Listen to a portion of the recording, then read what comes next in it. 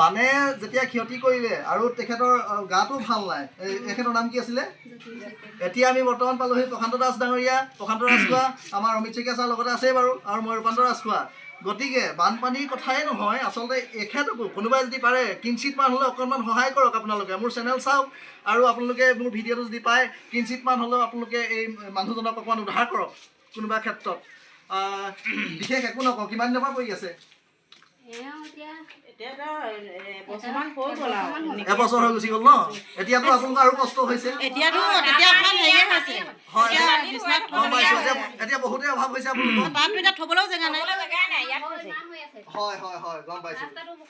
গতিকে মই পুনৰ কৈছোঁ ভিতৰুৱাল গাঁৱৰ ঘটিচুকৰে যতীন শইকীয়াদেৱক কোনোবাই পাৰে যদি অনুৰোধ কৰিছোঁ অকণমান সহায় কৰক